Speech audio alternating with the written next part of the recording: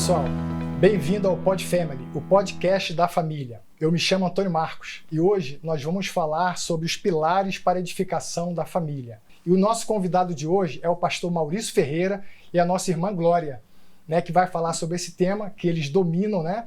O pastor Maurício, ele está sempre falando sobre esse tema nos nossos cursos da família aqui na igreja. E hoje eles são os nossos convidados. Bem-vindo, pastor Maurício, irmã Glória. Obrigada. Tudo bem com vocês? Tudo bem. É um prazer enorme tê-los conosco aqui nesse dia. Prazer é nosso também. Prazer é todo meu, é todo nosso, né? Meu e da irmã Glória estarmos juntos. Graças a Deus. Contribuindo, participando, enfim, somando com o reino de Deus nesta área da família. Amém. E a gente vai começar com algumas perguntas aqui. Hoje é um papo bem informal, né?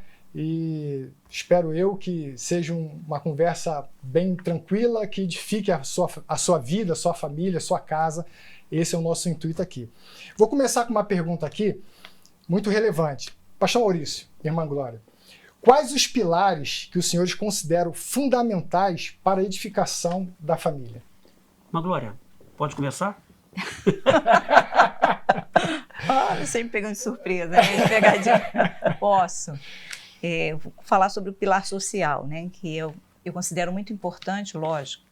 O espiritual depois Maurício fala, né? Porque eu acho que é o mais relevante ainda, mais importante. Mas o pilar social, ele tem como fundamento, na verdade, o relacionamento, né? Como nós nos relacionamos com o nosso cônjuge, com os nossos filhos, com os nossos familiares, com a nossa família, né? E quando a gente aborda a família, tem a família nuclear, né? Que é a nossa família composta nos nossos filhos, no nosso cônjuge, mas também tem aquela família da fé, onde nós estamos inseridos, né? Que é super importante, né? E depois a gente pode falar sobre isso no final, mas esse relacionamento com a nossa família nuclear e a família da fé vai fazer toda a diferença na nossa vida. E eu percebi isso desde o início do nosso casamento. Aliás, quando eu ainda era solteira, né, que minha mãe aceitou Jesus, eu era ainda muito pequena, papai não era crente, então como a gente viu ali o agir de Deus, mas porque a mamãe estava inserida com algumas irmãs que davam apoio a ela, espiritual. Né? Então, esse relacionamento com a família da fé vai fazer toda a diferença. Fortalece demais. Fortalece demais, muito. Então, essa comunicação com as pessoas da nossa casa, né? A combinação, a participação, a interação, isso é que vai fortalecendo esses laços, né? Sociais, né? Afetivos, lógico, mas que são laços de interdependência, em que um vai dependendo do outro, lógico, até atingir a maturidade. Quando se atinge a maturidade, os laços parecem que afrouxam, mas não afrouxam. Eles permanecem, né? Vide as meninas lá em casa, né? Como os laços são fortes ainda, sociais mesmo, né? E além disso, quando a gente agrega a família da fé, a gente tem uma extensão da nossa família. Isso é maravilhoso, que aí a gente recebe os irmãos, né, Maurício? Com certeza. A gente conversa, a gente participa, a gente essa interação ora. É muito importante, muito, né? Muito. Como isso faz a diferença, né? Que às vezes, outro dia mesmo, eu fui abordada lá no Pilates por uma amiga minha, ela disse, Glória, eu estou desesperada no meu relacionamento com a minha filha, olha só, porque eu mando, ela não quer mais morar comigo, está morando sozinha, eu mando e-mail para ela, disse que agora só fala comigo através de e-mail. Eu falei, meu Deus. A modernidade, né? Só através de e-mail, não quer mais nem no WhatsApp. Ela disse, mamãe, quando você quiser falar comigo, fala por e-mail. Olha só. Né? E ela muito triste, muito triste. Eu falei assim, e por que você não leva isso para Deus? Ela não é crente, ela é esotérica, né? E por que você não fala isso com Deus, né? E ela disse, eu vou fazer isso que você está falando, vou falar com ele, vou conversar com Deus sobre isso. Na aula seguinte, foi no dia seguinte, 2 dias depois, ela disse, Glória, você não sabe o que aconteceu. A minha filha me mandou um e-mail, ela não me respondia há mais de 2 meses, mas me mandou um e-mail dizendo que ela me amava e como ela gostava de mim, né, Maurício? Olha isso. E porque eu falei para ela, você não vai responder na mesma moeda, né? Porque ela era muito seca, muito ríspida com a mãe, você vai mostrar amor por ela. Demonstra amor por ela, fala que você a ama, e você está esperando uma resposta dela. E ela respondeu, ela disse, ela me respondeu no dia seguinte. Olha isso. Né? Eu falei, Então, isso foi a oração que moveu o coração, não é? E faltava, às vezes, as palavras corretas, né? Sim, para se expressar para outra pessoa. Para se expressar, né? Exatamente. Isso fez a diferença. Que legal. Então, esse pilar social é importante porque fala desse relacionamento com as pessoas, que nós tanto precisamos, né, Maurício? Eu entendo que esse pilar social, eu o conceituo como um relacionamento presente sempre. Estar presente sempre, independente do momento. Às vezes, a nossa vida, nós temos momentos melhores, de alegria, de regozijo. Sim. Isso é bíblico, está em Eclesiastes capítulo 3. Mas também temos momentos difíceis, de tristeza, né, de perdas. E a presença um com o outro, o cônjuge, os filhos, sempre, isso é fundamental. Ajuda a fortalecer muito, difíceis, muito, né, pastor? Né, essa interação, essa participação, essa comunicação que não pode faltar.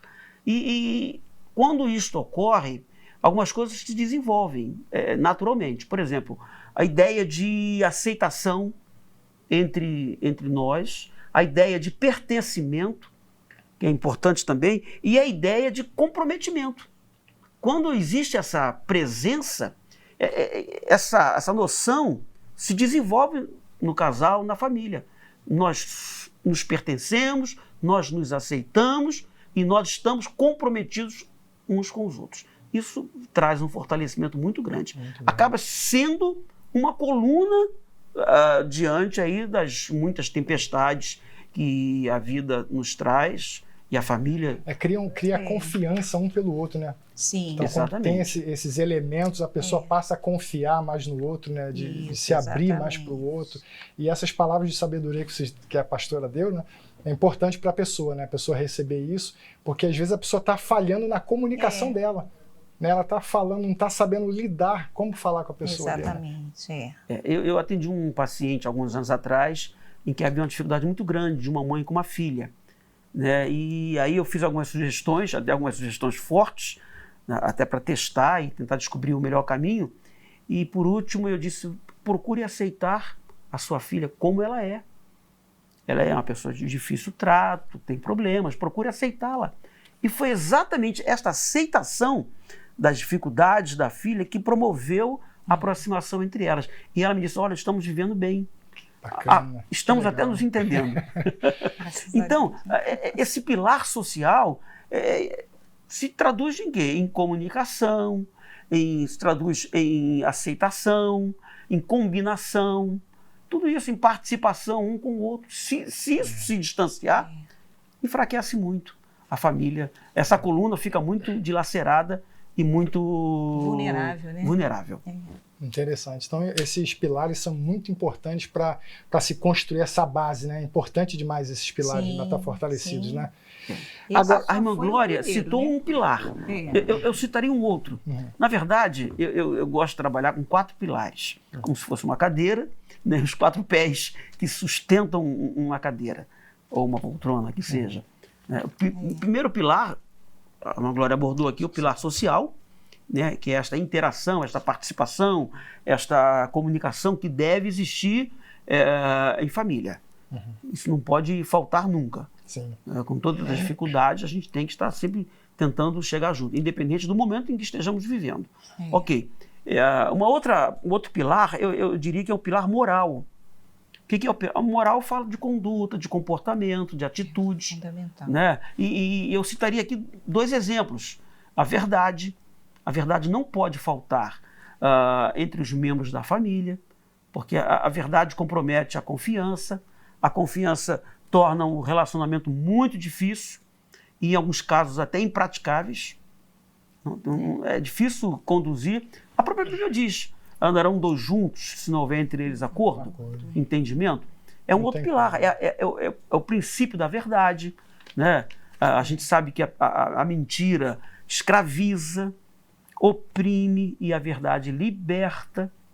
A gente sabe que a mentira é o mal e a Bíblia diz que o mal chama o outro mal. Cria um ambiente pesado. Né? O ambiente fica ruim, né? Sim, Salmo 42 fala sobre isso, um abismo chama outro abismo. Então, são coisas que não podem existir na família. Então, esse outro pilar que eu chamaria de pilar moral. É a conduta, é o princípio da verdade, que às vezes a verdade vai machucar, não é o que se quer ouvir, não é o que se gostaria de ouvir, mas é uma dor que vai produzir cura, saúde e vida. Às vezes a pessoa, não vou dizer o que é, porque vai machucar. Vai machucar, mas vai... Eu uso o exemplo aqui da injeção. Toma essa injeção, dói, mas depois vem a saúde, vem a cura e vem a vida. Né? Então, um exemplo é a verdade. Outro exemplo de um pilar moral seria a fidelidade conjugal. Né? Fidelidade conjugal. Para algumas famílias, isso se torna muito difícil. Né? E às vezes nem se consegue uma solução. Infelizmente é até um hábito, né, pastor? Essa infidelidade, né, para muitas famílias. Com certeza, né? Com certeza. Para algumas famílias, para alguns casais, se torna uma coisa irreversível. Não se aceita mais, enfim, bate-se o martelo, não queremos mais, não dá mais. Então isso aí tem que ter muito cuidado, porque a fidelidade conjugal, ela acaba sendo um sustentador né, da família. Então eu daria um segundo exemplo, então seria isso, né, de pilar social, moral, bem trabalhado aqui pela irmã Glória, pilar moral, e eu ainda teria um outro pilar. Né? Vamos lá. Esses pilares são muito importantes. O terceiro pilar eu chamaria um pilar sentimental. Sentimental. Que a gente traduz isso aí como amor. Né? Não pode faltar num relacionamento o amor. Porque a gente vai descobrir que o amor, lendo o texto sagrado de 1 Coríntios capítulo 13, ele apresenta uma série de propriedades que são fundamentais para segurar a vida a 2, a 3, quando tem os filhos, 4, né? E às vezes tem alguns agregados que estão presentes, né? Fazem parte, né? É um sogro, é uma sogra, que às vezes não pode estar sozinho, você tem que dar todo apoio, cobertura, enfim. Então, o amor é fundamental. 1 Coríntios 13, quando a gente lê lá o texto, a gente vai descobrir ali pelo menos algumas propriedades fundamentais. A paciência, a tolerância, né? O altruísmo, o desejo de servir o outro, né? Não busca os seus próprios interesses. Né? Tem outra propriedade a humildade, não se ensoberbece. Os frutos do Espírito. Do Espírito. Né, tudo isso se manifesta no amor. No amor. Então, se isso não existe, também não existe a paciência, não existe a tolerância, não existe a humildade, não existe o desejo de ser bênção para o outro. Tudo isso acaba acontecendo. Né? O texto sagrado vai dizer que não se exaspera. Quando não há amor, há um desequilíbrio. Fala o que quer falar, eu falo mesmo e tal. Não pode ser assim. Às vezes tem que se controlar, tem que ter um autocontrole. Por conta de quê? Do amor. Se eu falar certas coisas, vai ofender, então eu evito falar, evito ofender. Há um cuidado maior. O que você acha agora? Por isso que a gente diz que o amor, né, principalmente para o cristão, ele não é paixão, ele é uma decisão. Por isso que a gente decide amar, decide cumprir a palavra, decide obedecer a palavra de Deus, porque já que o amor é questão de decisão, então eu decido, né, ser paciente, eu decido ser compreensiva, eu decido caminhar a segunda milha. O amor e a gente vai decidindo, né? Fundamentais para um relacionamento, né? Sim. Não tem dúvida disso, né? Não acho Sem amor, não chega a lugar nenhum, né? Um relacionamento. Você até falou sobre, a gente estava conversando em casa, sobre a definição de amor. O que é o amor, né? Pois é, rapaz, eu tenho 3 definições extraídas da palavra de Deus, né? Porque se a gente for buscar aí nos filósofos, nos românticos da vida, né? A gente vai encontrar muita coisa aí que muita definição não interessa pra gente, de certa forma. Mas vamos nos ater pela palavra. O apóstolo Paulo vai dizer que é a maior de todas as virtudes. É uma virtude. É uma virtude e é a maior. Maior virtude é o amor. O apóstolo João vai dizer que Deus é amor. Então, o amor é trazer a presença de Deus. Onde amor, ali é uma manifestação a presença de quem é amor. Deus é amor. E o próprio Jesus vai dizer que é o maior de todos os mandamentos, é o principal de todos os mandamentos. Esse é o conceito bíblico de amor.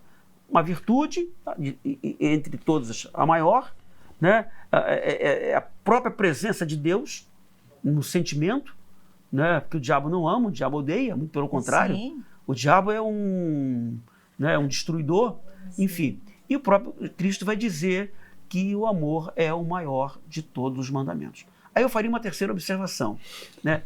Como é que deve ser esse nosso amor? Glória, o que a senhora tem a dizer sobre isso? Essa pergunta você não fez em casa, mas tudo bem. Pegou de surpresa, né, Glória? Como é que ele deve ser? Como é que ele deve ser expresso, né? É isso que você quer se referindo. Pois bem, a gente deve expressar o amor com as nossas atitudes, né? Com as nossas, como eu já falei, com as nossas decisões, com palavras, né? Não, tem o sentimento que já existe, mas a gente deve expressá-lo. Né?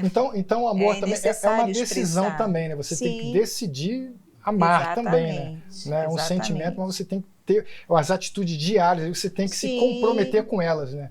Independente se você gosta ou não, você tem que forçar aquilo, né, pastor? Com e certeza. Aquilo com o tempo vai virando uma rotina e acaba ficando normalizado. É como a gente que se solidifica, né? Solidifica, isso aí. Essa é a palavra. E aí você não consegue viver sem ele. Eu reforçaria o que ela disse, que o amor precisa ser manifesto. Né? Expresso, exposto, vamos dizer assim. Porque é muito fácil a gente ouvir, dizer, eu sei que eu amo. E importa que eu sei que eu amo e que... Mas isso não é o suficiente. Pastor, deixa eu te interromper. Sim. Geralmente o homem é mais assim, né? Ele tem essa dificuldade de expressar mais, não é isso? Sim. A gente tem mais, a gente fica mais fechadão na nossa. A gente até expõe esse amor, mas de outras maneiras, né? Mas não tem o hábito, às vezes, de falar. Geralmente a mulher, ela fala mais. Com gestos, com atitudes, com ações, vamos dizer assim. Né? Quem disse isso é o apóstolo João. Ele disse, olha, ele vai dizer lá no apóstolo João, filhinhos, não amemos de palavra, nem de língua, mas de fato e verdade. Olha isso. Então, João vai dizer, olha, não apenas de palavras, eu te amo. A gente tem que demonstrar, fato, né? Demonstrar o amor, atitude, estando presente, olha aí o pilar social, né? Sendo verdadeiro, aí já está uma manifestação do amor, né? Como nós falamos do pilar moral. Né? E com atitudes carinhosas, atitudes de solidariedades, atitudes de ajuda. Isso é isso que a gente tem que mostrar que nós de fato amamos. Não importa, eu amo e a pessoa tem que saber que eu amo, tem que acreditar que eu amo. Peraí. E não basta dizer. Não basta dizer. Né? I love you, né? Tem que demonstrar, Tem que demonstrar, não é? É verdade. Eu já teria um quarto pilar. Então vamos recapitular. Vamos lá. Quais foram os pilares, pastor? Sim. Vamos lá, Glória. Social. Pilar social. Isso, moral. Que é a comunicação, é a participação, é a presença, que não pode, o esposo não pode estar ausente, a esposa não pode estar presente, da mesma forma os filhos. Tem que estar juntos sempre. Tem que estar sempre juntos. Né? Hoje nós já temos o bom costume que nós não tínhamos algumas décadas atrás. Os homens sentavam numa fileira de bancos e as irmãs em outra fileira, né? E os filhos ficavam meio perdidos. Perdidos, é verdade. Né? Hoje, graças a Deus, sentamos juntos, próximos. E temos que estar próximos sempre. Sempre, independente do momento em que estejamos vivendo. Primeiro pilar, social. Segundo pilar seria o pilar moral, que você já falou. Que é a verdade, que é a fidelidade conjugal. Dei 2 exemplos, nós poderíamos citar outros.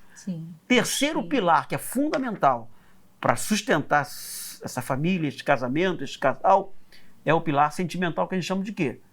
De amor. Porque no amor nós temos essas propriedades que vão fazer a diferença. A paciência, a tolerância, né? O altruísmo. Isso desejar o bem do outro. O amor é benigno porque deseja o bem.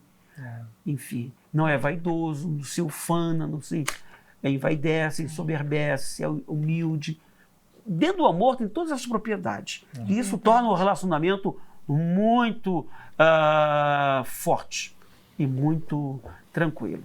E o último seria o pilar espiritual. O que você teria a dizer, irmã Glória? O pilar espiritual é fundamental porque é ele que vai nos dar essa base mais sólida, né, Maurício?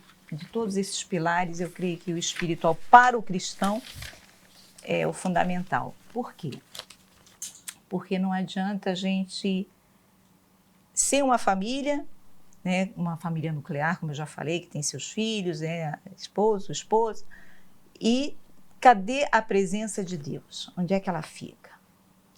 Onde é que está Deus, que é o nosso Pai, não é?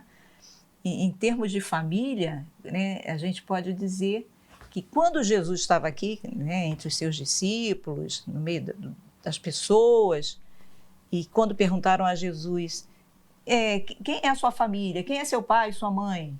O que Jesus respondeu? Meu pai e minha mãe são aqueles que fazem a vontade do meu Pai. Esses são meus irmãos, minha mãe, meu pai. Então, essa grande verdade espiritual é que a gente precisa ter.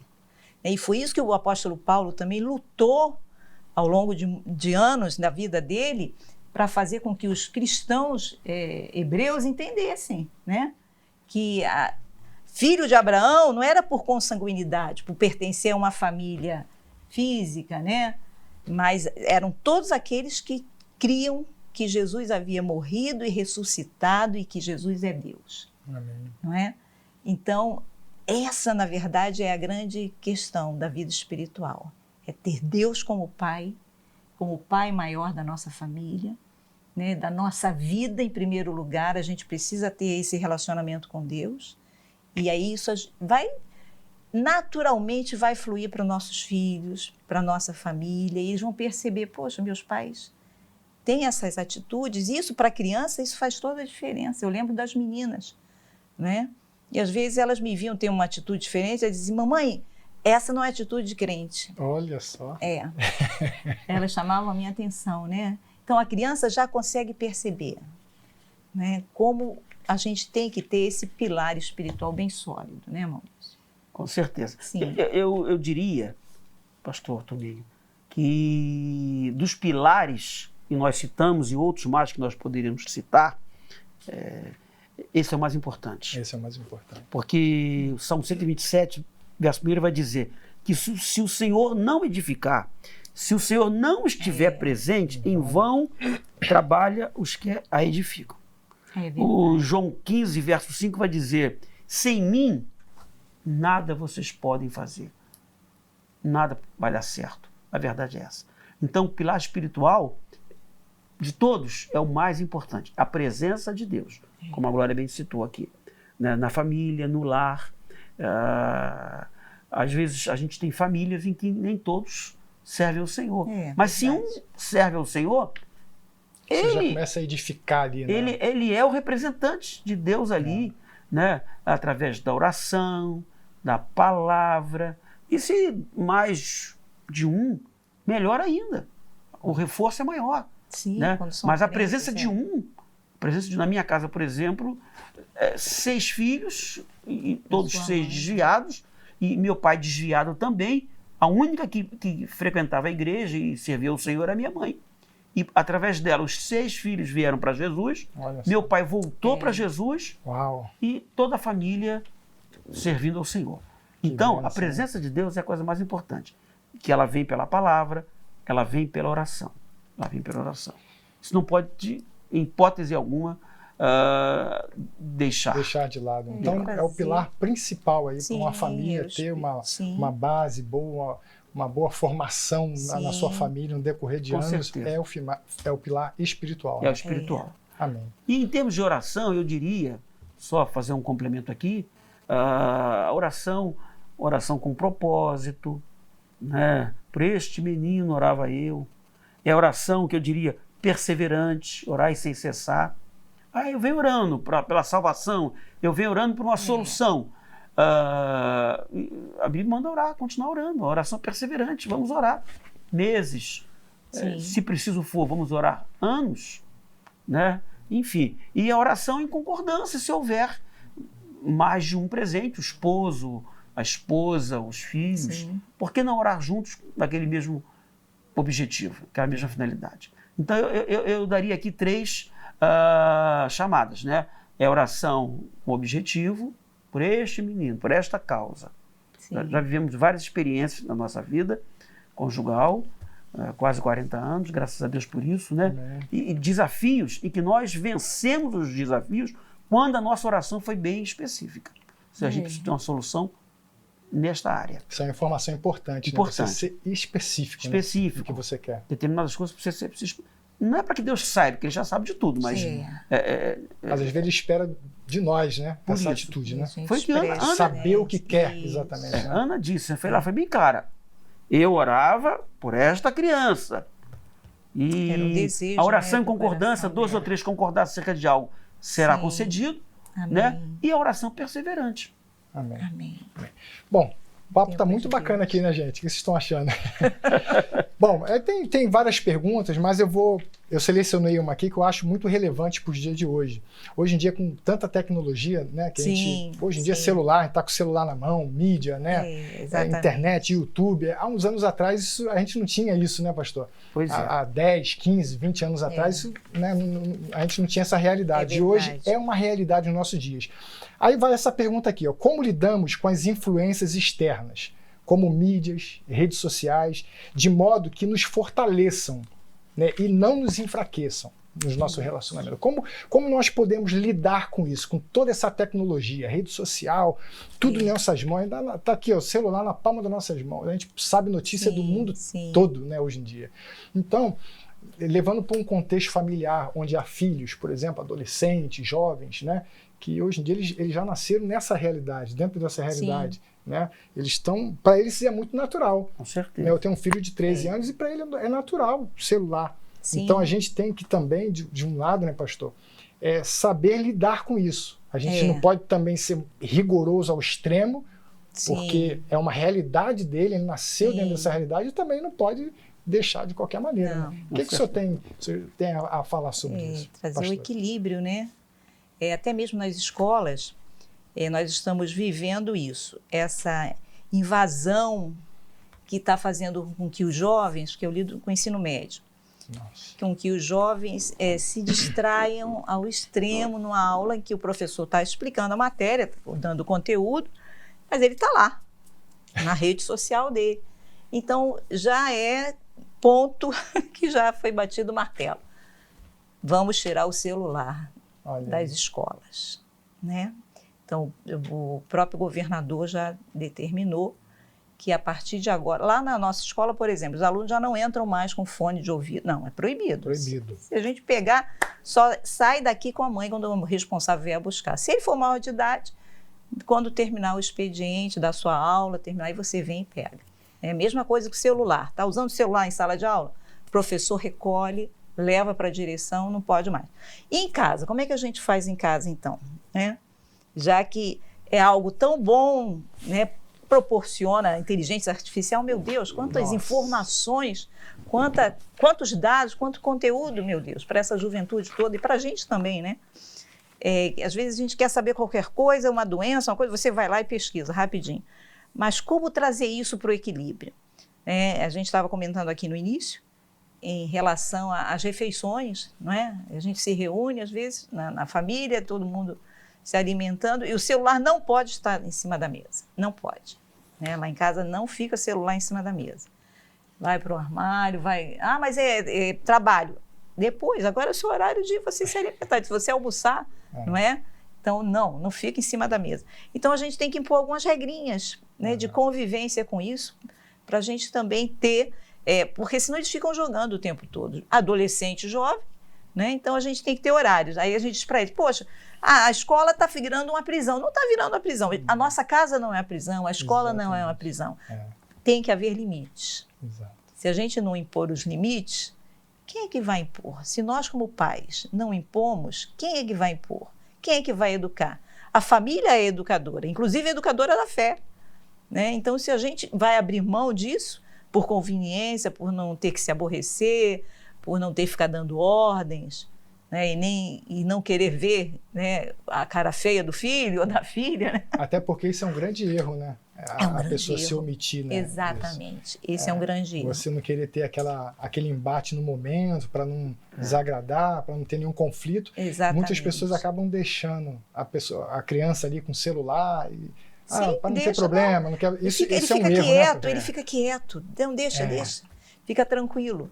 Né? Mas a gente não pode aceitar isso. Tenho duas maneira. preocupações. Eu vou torná-las públicas agora. Pelo menos fruto das minhas observações. Legal.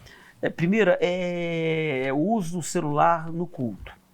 Que eu tenho visto, às vezes a gente tem que ver as coisas, não tem como não ver, né? Durante o culto, durante a mensagem, durante o louvor, momento até de oração, a pessoa está no celular. Ou recebendo, ou transmitindo, ou vendo qualquer coisa. Eu falei, essa pessoa não está cultuando. Está ali usando um tempo em que a exclusividade é o Senhor, é para Deus, corpo, né? alma e espírito, é o Senhor, não está se edificando, não está se alimentando, não está sendo abençoada através do culto. Então, primeiro, a preocupação que eu vejo em tocante ao celular é quando se leva o celular para a igreja e usa durante o culto. A gente até leva, mas desliga, não usa, não atende, enfim. Essa é a primeira preocupação. Uma segunda preocupação que eu tenho no tocante às mídias, já que esse assunto nós estamos trabalhando, que é edificação da família também, é quando a gente está substituindo o culto, a comunhão, a convivência por um culto via rede social, via internet, via um YouTube desse da vida. Não fui ao culto, mas eu assisti. Mas você não participou, não teve a comunhão. Isso aí tem feito... Não pode haver essa substituição. Não pode. Só por necessidade. É uma necessidade exatamente extrema. A pessoa chegou muito tarde, a pessoa está doente, a pessoa está num lugar impossibilitado de se deslocar. Enfim, são duas preocupações. É o uso das mídias e do celular e tudo mais no culto, entendeu? Tirando a sua atenção e a sua comunhão com o Senhor e com os irmãos. E a outra é substituindo a igreja, em vez de participar da comunhão com os irmãos, por um programa, por um assistir.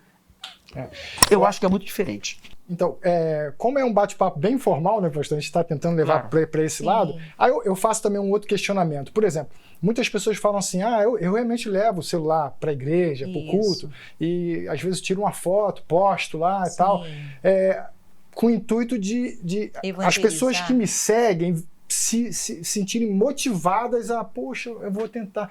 É também um lado bacana, né, de se ver. Só que tem que ter aquele equilíbrio, né? Porque senão a pessoa fica ali direto, fazendo, e na verdade é o que o senhor falou, né? Não está cultuando ao Senhor. Que a principal questão, né, da pessoa a principal função de nós virmos para a igreja para termos comunhão com Deus, né? Buscarmos ao Senhor e tal. Então a gente tem que ter esse equilíbrio, né? Se o propósito foi esse, eu quero transmitir uma mensagem que está sendo pregada agora, o quanto a pessoa perdeu e se ela pode vir ainda. É um incentivo também. Né? Agora, a impressão que eu tenho de longe é de que a pessoa está ali numa comunicação, acessando o que não viu. Na conversa. Aí é difícil estar ligada, né? Vai uma dica para todo mundo, então, né? Para nós também, né? A gente fala assim, mas a gente usa celular, então a gente tem que ter esse autocontrole, né? A gente saber que está usando ali no momento do culto, mas para uma finalidade. A gente está usando, tira uma foto ali e tal, para registrar, porque aquelas pessoas que nos seguem vão ver aquela imagem, aquele videozinho ali rápido e vão se sentir ali incentivadas a estarem ali, né, no próximo culto, tal, quem sabe, né? Com esse propósito, sim. Então isso é importante também, isso né, é pastor? importante. Legal. Bom, pastor Maurício e irmã Glória, para finalizar nosso podcast, eu acho que foi um papo muito agradável, muito edificante, eu espero assim, né, para vocês estejam gostando e tal. E vai aí digitando aí, falando o que vocês estão achando, né? É importante essa interação também, né, para a gente saber. Agora, pastor, em relação a tudo isso que o senhor falou, eu queria que o senhor deixasse uma mensagem direcionada para as famílias, O que o senhor tem, assim, uma palavra para as famílias da nossa igreja e para todos que estão nos assistindo, né? Porque essa mensagem a gente espera que alcance outras pessoas, né? Que saia só do nosso meio aqui, né? Do nosso nicho, e que abranja, né? Alcance outras pessoas, outras famílias. O que o senhor tem a dizer para essas famílias, pastor? Eu teria 4 palavras. Por favor, para aquela primeira câmera ali. Eu diria 4 palavras. Primeiro, que o casamento, a família, é uma dádiva de Deus. Deus, quando quis premiar, abençoar as parteiras no Egito, proporcionou a elas a constituição de famílias. Ali levou um presente de Deus. Família é um presente de Deus. E é um presente de Deus não para ser algo temporário, experimental, enquanto durar a vida do casal, né? De um ou do outro. Né? Ele dure para toda a vida. Eu penso desta forma. A terceira palavra que eu teria a dizer é o seguinte: o inimigo ele tem uma sede muito forte em atingir as famílias. É a base da sociedade, enfim. É o grande exemplo bíblico da igreja. Efésios fala sobre isso, né? Cristo o noivo, Cristo o esposo, e a igreja a noiva, a igreja a esposa. Efésios 5. Muito bem. Então a primeira coisa que eu diria, a primeira palavra é essa. É uma bênção de Deus. E não é uma bênção para ser descartada, porque eu quero mudar. Não é isso, não. É para que dure para toda a vida, todo o tempo. E o diabo tem uma sede muito forte. E a última palavra que eu teria a dizer neste momento é que Deus tem ferramentas para que as famílias se sustentem, os lares se sustentem. E são esses pilares. Né? Considerando aí a família e um edifício não se sustenta pela beleza da aparência, né, da ostentação externa, pelas suas colunas, pelos seus pilares. E as colunas, nós citamos aqui algumas delas. Só recapitulando, né? Social, moral, sentimental e principalmente este pilar espiritual. Amém. Bom, chegamos ao final desse podcast. Eu espero que ele tenha sido muito bom para você que está nos ouvindo, né, que tenha contribuído para você, para sua casa, para sua família, né? E eu queria fazer um convite especial para você. Nós temos cursos aqui no nosso ministério e para você acompanhar esses cursos, eu gostaria que você, abaixo desse vídeo vai ter lá o link que vai direcionar vocês para o Instagram. E nessa plataforma, o Instagram, você terá todas as informações sobre os cursos, sobre as aulas que são ministradas, inclusive pelo pastor Maurício, né? Todos esses temas maravilhosos e outros que vão surgindo, nós vamos estar informando pelo Instagram. Então, se você ainda não segue, eu ia pedir essa gentileza que você entrasse no Instagram, passasse a nos seguir, né, e ficar por dentro de todas as informações do Ministério de Família. Tá bom? Então nós ficamos por aqui, esperamos aí você no próximo, né, episódio, no próximo podcast, você nos acompanhe, né, com todas as informações que nós vamos colocar em nossas redes sociais, tá bom? Até lá, que Deus abençoe.